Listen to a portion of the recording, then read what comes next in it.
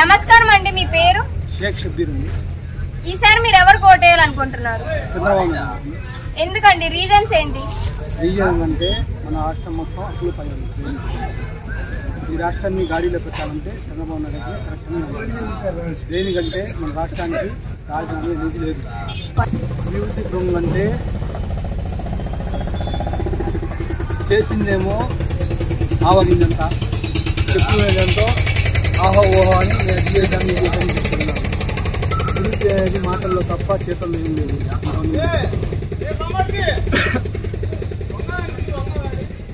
మా కమ్యూనిటీ పరంగా చంద్రబాబు నాయుడు గారి హయాంలో ప్రతి ఆడపిల్ల పెళ్లికి 50,000 రూపాయలు అకౌంట్లో వేసేవాళ్ళు పెళ్లి రోజు. జగన్మోహన్ రెడ్డి 2019 50,000 అయితే సరిపోవు పేదలకి ఆడపిల్లలకి.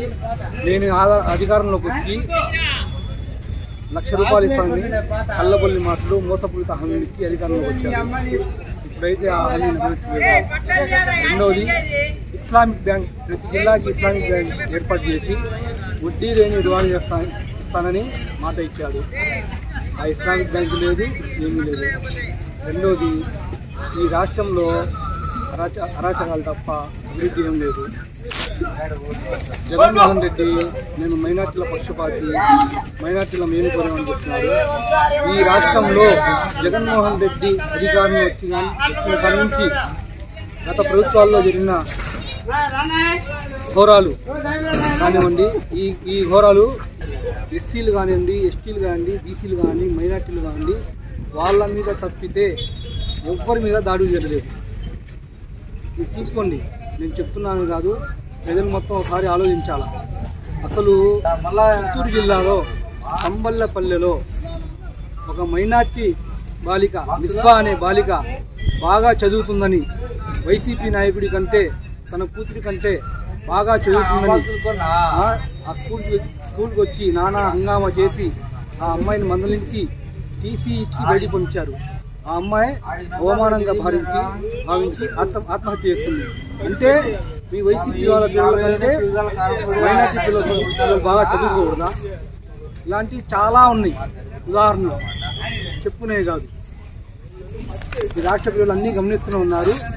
కానీ ఏంటంటే ఓటు రూపంలో జగన్మోహన్ రెడ్డికి గుణపాఠం చెప్పడానికి మైనార్టీలందరూ, ఎస్సీలు, ఎస్టీలు, బీసీలు, బడుగు బలహీన వర్గం అందరూ ఓటు అనే ఆయుధాన్ని, ఓటు అనే కలంతో జగన్మోహన్ రెడ్డికి బుద్ధి చెప్పడానికి అందరూ సిద్ధంగా ఉన్నారు.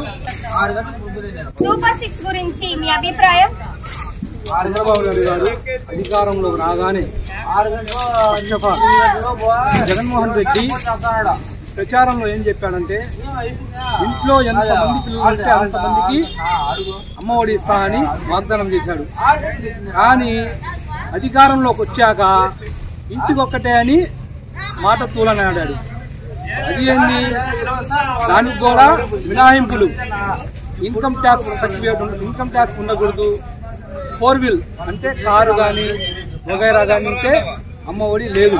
కానీ రేపు చంద్రబాబు నాయుడు గారు అధికారం లాగానే ఇంటికి ఎంతమంది ఉంటే అంతమంది, ఒక్కొక్క పిల్లకి 15,000 రూపాయలు, ఇద్దరుంటే 30,000, ముగ్గురుంటే 45,000, ఎంతమంది ఉంటే అంతమందికి 15,000 రూపాయలు చొప్పున తల్లికి వందనం అమలు చేస్తానని మేము గట్టిగా అనుకుంటున్నాం.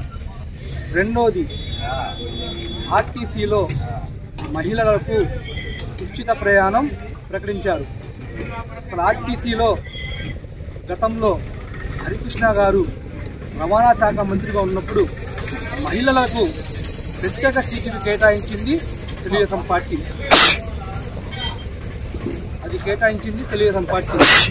దాంతో పాటు చంద్రబాబు నాయుడు గారు 2024లో అధికారంలోకి రాగానే మహిళలకు ఉచిత ప్రయాణం అని ప్రకటించడం.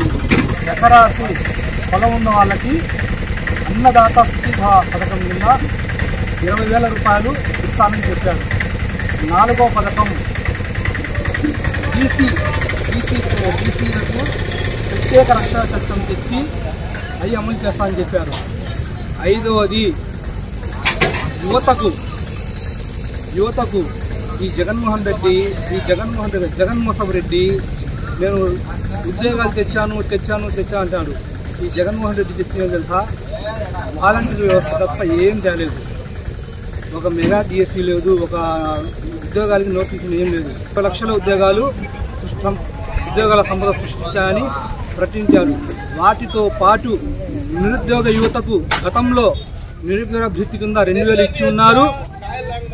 ఈసారి అధికారంలోకి వస్తే 3,000 ఇస్తా అని హామీ ఇచ్చారు. జగన్మోహన్ రెడ్డి మాటలు మొత్తం మోసం మాటలు, దగా మాటలు, దగాపురం మాటలు. అందుకని చంద్రబాబు నాయుడు అని కోరుకుంటున్నాను.